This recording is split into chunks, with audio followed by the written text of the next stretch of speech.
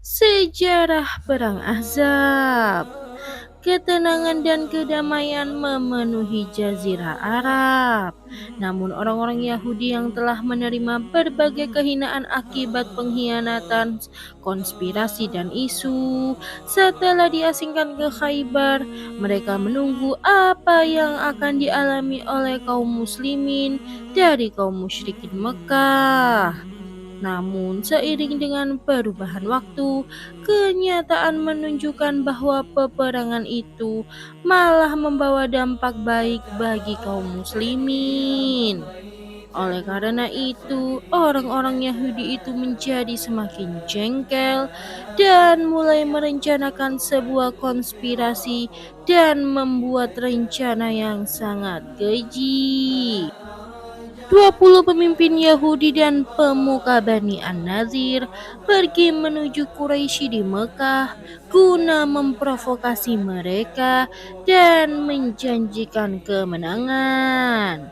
Dan orang-orang Quraisy pun menerima tawaran itu untuk mengembalikan pamor mereka. Kemudian delegasi Yahudi menuju suku Ghatafan untuk mengajak mereka berperang sebagaimana ajakan mereka kepada orang-orang Quraisy. Demikianlah para pemuka itu berhasil mengumpulkan kelompok-kelompok orang kafir untuk menyerang Nabi Shallallahu Alaihi Wasallam dan kaum muslimin. Terkumpullah suku Quraisy dari Bani Kinanah, Bani Sulaim, dan kabilah dari suku Ghatafan, dan berkumpul pasukan yang sangat besar mencapai 10.000 prajurit. Dan seandainya pasukan gabungan ini melakukan serangan secara mendadak ke Madinah, tentu akan membawa dampak yang lebih berbahaya bagi eksistensi kaum muslimin dari yang diperkirakan. Bahkan mungkin bisa menghancurkan kaum muslimin hingga ke akar-akarnya. Setelah mendengar kabar itu, Rasulullah Shallallahu Alaihi Wasallam bersegera untuk melakukan musyawarah. Dan setelah berdiskusi cukup panjang antara pemimpin dan pakar perang, mereka bersepakat mengambil pendapat yang diusulkan oleh Salman Al-Farisi, yaitu ia berkata, "Wahai Rasulullah, sesungguhnya dahulu ketika kami di negeri Persia, apabila kami dikepung musuh, maka kami akan membuat parit di sekitar kami. Dan itu merupakan strategi yang sangat jitu dan belum dikenal oleh bangsa Arab. Kaum muslimin segera melaksanakan penggalian parit. Rasulullah percayakan kepada setiap orang untuk menggali parit seluas 40 hasta. Karena kota Madinah dikelilingi oleh bukit-bukit, gunung-gunung, dan kebun-kebun kurma dari semua arah kecuali dari arah utara, sedangkan Nabi sangat mengetahui bahwa agresi militer dan penyerangan terhadap kota Madinah tidak akan bisa terjadi kecuali dari arah utara. Maka beliau memutuskan menggali parit di sebelah utara.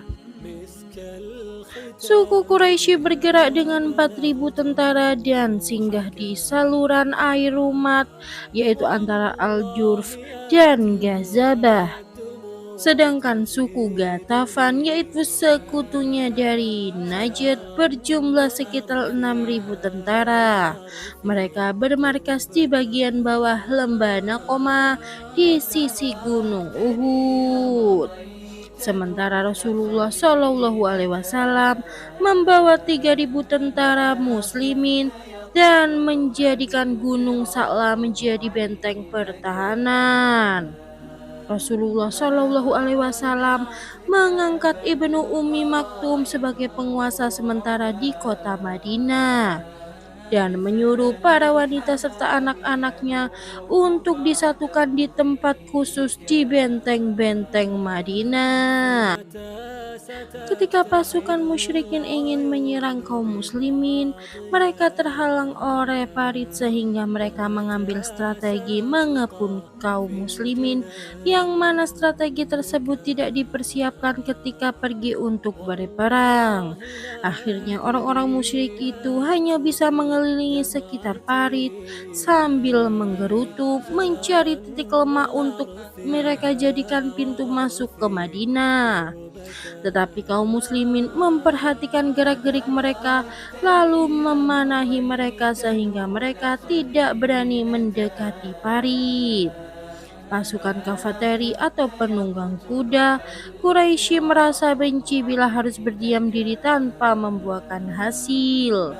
Maka keluarlah sebagian dari mereka, yaitu Amr ibnu Abdul, Ikrimah bin Abi Jahal, Dirar bin Akhtab, dan sebagainya, bermaksud untuk menuju parit yang sempit untuk mereka seberangi. Mereka melompat dan mengelilingi dengan kuda mereka antara tanah yang lembab di antara parit dan gunung Sa'lah. Maka keluarlah dari kubu kaum muslimin Ali bin Abi Thalib dengan sekelompok orang, sehingga mereka melewati atau mengambil alih celah yang dilewati mereka untuk masuk. Lalu Amr menantang Ali untuk berduel. Dalam duel tersebut dimenangkan oleh Ali bin Abi Thalib, dan akhirnya semua petarung dari pihak Quraisy kalah, sehingga mereka keluar dari parit tempat pertarungan. Sudah berhari-hari orang-orang musyrik berusaha keras untuk memasuki parit tersebut. Akan tetapi kaum muslimin tidak tinggal diam dan memberikan perlawanan sengit sehingga mereka tidak bisa mewujudkan apa yang menjadi harapan mereka. Ketika kaum muslimin sedang menghadapi kesulitan, ular-ular Yahudi menyebarkan isu-isu dan melakukan konspirasi guna memasukkan racun yang mematikan ke dalam tubuh kaum muslimin. Dan berangkatlah dedengkot Bani An-Nadir, yaitu Huyai bin Akhtab, ke perkampungan Bani Quraisyah. Ia mendatangi rumah Ka'ab bin Asad al-Quraidi atau sang pembuat kesepakatan dan perjanjian bagi mereka, dan dia telah mengadakan perjanjian dengan Nabi Shallallahu Alaihi Wasallam untuk membelanya bila dia diserang oleh musuh seperti halnya saat ini. Ketika Ka'ab tidak membukakan pintu rumahnya, Huyai berkata, "Wahai Ka'ab, aku mendatangimu dengan membawa kekayaan dunia dan lautan luas. Aku memberimu kabar tentang kedatangan suku Quraisy bersama para pemimpinnya. Sekarang mereka bermarkas pada muara aliran air di Bukit Rumat, dan juga suku Gatafan bersama pemimpin mereka yang berkumpul di ujung Nakma. Mereka semua telah berjanji dan bersepakat denganku untuk tidak meninggalkan tempat mereka sampai bisa menghancurkan Muhammad beserta para pengikutnya." Maka Ka'ab pun berkata, "Demi Allah, engkau telah datang kepadaku untuk membawa kehinaan seumur hidup dan awan kering yang berkilat dan menggelegar, namun tidak berisi apa-apa. Celakalah engkau, wahai Huyai bin Akhtab. Biarkan aku tetap seperti kondisiku sekarang, karena sesungguhnya aku melihat kejujuran dan kesetiaan pada diri Muhammad." Namun Huyai tetap saja membujuknya hingga akhirnya Ka'ab setuju dengan syarat Huyai mau berjanji kepadanya untuk setia dengan menyebut nama Allah. Dengan demikian Ka'ab melanggar janjinya dan terlepaslah semua kesepakatan kaum muslimin. Akhirnya Yahudi dari Bani Quraisyah ikut berpartisipasi pada perang itu. Ibnu Ishaq berkata, Safiyah binti Abdul Muthalib berada di atas benteng Hasan bin Sabit, Sementara Hasan sedang berada di dalam bersama kaum wanita dan anak-anak. Safia berkata, "Maka lewatlah seorang Yahudi lalu mengitari benteng kami." Bani Quraizah telah memutuskan perjanjian yang telah disepakati antara mereka dan Rasulullah Shallallahu Alaihi Wasallam, hendak memerangi kaum muslimin, sementara mereka tidak ada yang menjaga kami dari serangan mereka karena Rasulullah Shallallahu Alaihi Wasallam sedang sibuk menghalau musuh bersama kaum muslimin. Safia melanjutkan, "Wahai Hasan, sesungguhnya orang-orang Yahudi itu sedang mengawasi benteng kita. Demi Allah, aku khawatir jika dia memberitahukan kelemahan kita kepada orang-orang Yahudi di belakang kita, sementara Rasulullah dan kaum muslimin tidak bisa menolong kita jika ada yang menyerang. Maka turunlah wahai Hasan dan hilangkanlah nyawanya." Hasan berkata, "Demi Allah, engkau tahu aku tidak bisa melakukannya." Safia berkata, "Maka aku mengencangkan ikat pinggangku, kemudian aku mengambil potongan tiang, lalu turun menuju arahnya. Lalu aku pukul dia sampai kehilangan nyawa. Kemudian aku langsung kembali ke benteng dan berkata kepada Hasan, 'Wahai Hasan, hampirilah dia, lalu ambillah barang miliknya.' Lalu Hasan berkata, 'Aku tidak membutuhkan harta benda miliknya.' Dan pada akhirnya mereka tidak berani lagi untuk mengulangi perbuatan tersebut. Hanya saja mereka masih memberikan bantuan kepada kaum musyrikin dengan berbagai bekal makanan sebagai bukti persekutuan mereka dalam memerangi kaum muslimin. Sampai-sampai kaum muslimin berhasil merampas bekal sebanyak 20 unta. Dan perbuatan bibi Rasulullah tersebut benar-benar memberi pengaruh besar, karena orang-orang Yahudi menyangka bahwa benteng-benteng ini sedang dalam penjagaan. Akhirnya berita tersebut pun sampai kepada Rasulullah Shallallahu Alaihi Wasallam.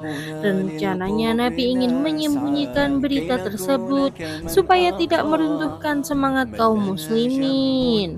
Namun lama-lama diketahui juga oleh semua orang. Maka tampaklah di hadapan mereka bencana yang amat besar. Dari kisah ini merupakan kondisi tersulit yang pernah dihadapi kaum muslimin, karena tidak ada yang menghalangi Bani Quraizah untuk menyerang di belakang. Sementara di hadapan mereka ada pasukan raksasa yang belum berhasil mereka usir dari sekitar parit. Dan tampaklah pada saat itu sifat-sifat kemunafikan pada sebagian orang-orang munafik. Sampai-sampai Bani Salimah sudah mulai merasa gagal lebih dulu. Sedangkan Rasulullah Shallallahu Alaihi Wasallam menutup kepalanya mendengar Bani Quraizah berkhianat, lalu berbaring cukup lama sehingga kegalauan yang dialami kaum muslimin semakin parah. Kemudian Nabi Shallallahu Alaihi Wasallam merancang rencana yang bisa mengeluarkan mereka, dan rencana itu adalah mengutus beberapa penjaga ke Madinah sehingga anak-anak dan para wanita tidak tertimpa serangan secara tiba-tiba. Akan tetapi sebelum itu dibutuhkan keberanian yang teguh untuk memecah belah pasukan lawan, dan untuk mewujudkan target tersebut Nabi berkeinginan untuk berdamai dengan dua orang pemimpin Bani Ghatafan, yaitu Uyainah bin Hism dan Haris bin Auf.